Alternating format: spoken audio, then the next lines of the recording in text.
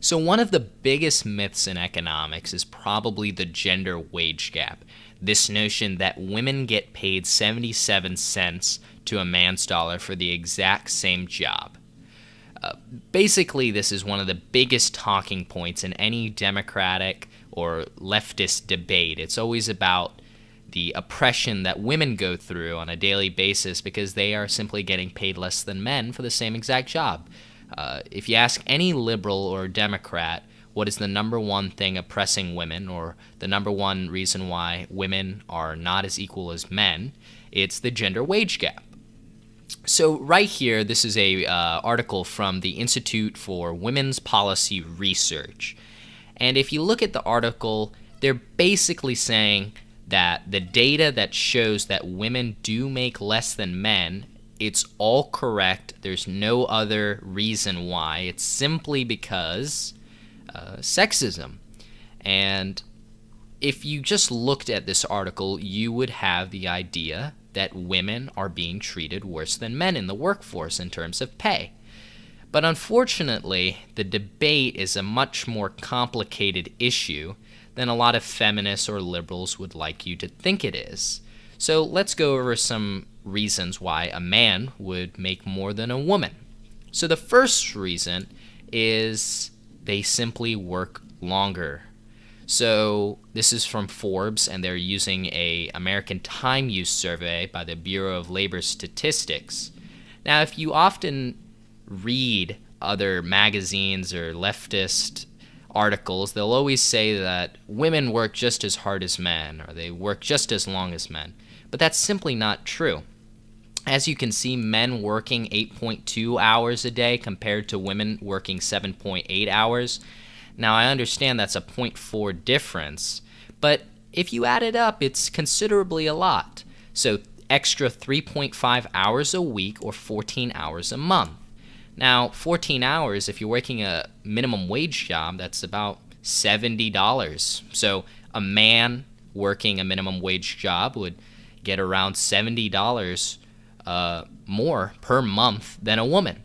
So that's one explanation, but even if you look past that, there is still a wage gap, so we need to account for it even further.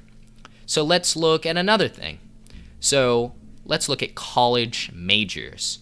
As you can see, this is from HBR, a Harvard Review website. Men tend to go to majors that pay more. As you can see in this graph, the x-axis is the percentage of men in a college major, and this is the y-axis is the median base pay. So as you can see, the higher paid majors are dominated by men. Mechanical engineering, close to 85%, civil engineering, close to 90%.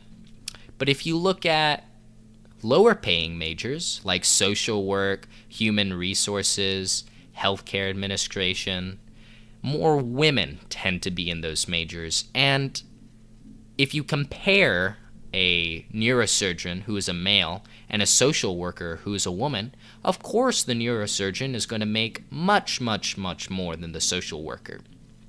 But even if you look past that, even if you look at women in the same jobs, they still get paid less. Now, part of that is they tend to work less hours, but it also is because women tend to have children. So as you can see, this is from the National Bureau of Economic Research.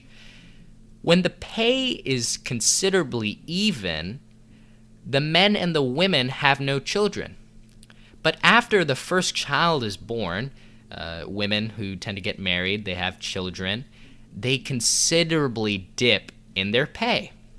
Why is this? It's not because of sexism. It's not because when a woman has a child, a CEO or a businessman says, you can't work here anymore, but they want to spend time with the children. It's simply what women like to do. It's a maternal instinct to want to be with children. And after the child is born and raised, we can see about in the middle of 2 to 3 years, women paid simply does not go up. It simply stays leveled at this -2 degree, while men, they slightly go down below zero, but nowhere near -2. And that's simply because women just want to be with children. They either have another child or they take less time. But even if we were to go by feminist or liberal logic and compare the median rates, we would see that it has nothing to do with sex. As we can see here, this is from the Pew Research Center. Let's look at this bar right here. This is for black males, right? And this green bar right here is white females. So if you do the aggregate data, if you compare these two, we would see that black men make 69 cents of a woman's dollar.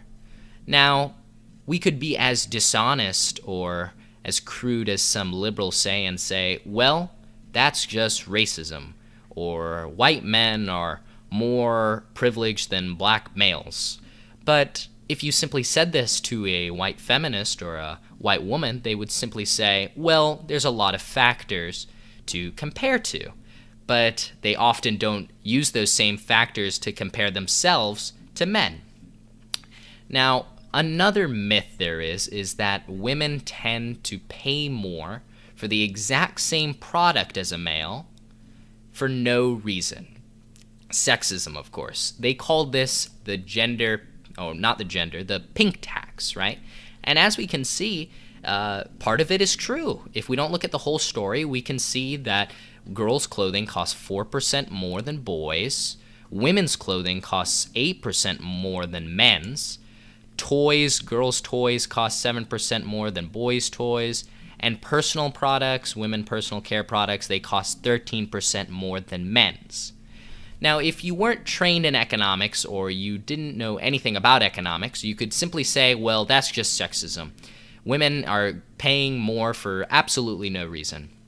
But if you have an understanding how markets work, it simply doesn't make any sense. If a girl's clothing costs the exact same to produce as a boy's clothing did, then a company would simply make it the same price, cut out all of the competition, and become a monopoly in the market. Unfortunately, that hasn't happened yet.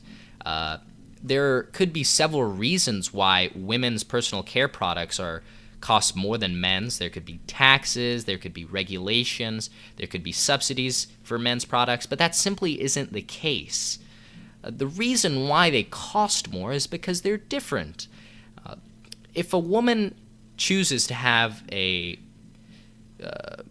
different kind of lotion than a male's, like a face lotion or a body lotion that is significantly more costly than a male's, then of course she's going to have to pay more. They're simply different, and women do not tend to buy male products. If women's personal products cost more than men's, and they were the exact same, then we would see a huge shift in the female market of personal care, toys, and apparel to the boys' market. But this hasn't happened yet, so we can instantly assume that this has nothing to do with sexism, but it's just how markets work. One of the biggest problems in our society is that there's always this notion of inequality, that every inequality could be explained by inequity. If you don't know the difference, inequality means there's simply a difference, but inequity means that one side has less of a fair opportunity to pursue something. And inequality isn't necessarily bad, but inequity is. Now, inequality does certainly exist between the sexes, but that's simply because we are different from each other. Women tend to be more maternal, men tend to be more career-focused, and it has nothing to do with sexism. So hopefully in this video you've learned something, and see you next time.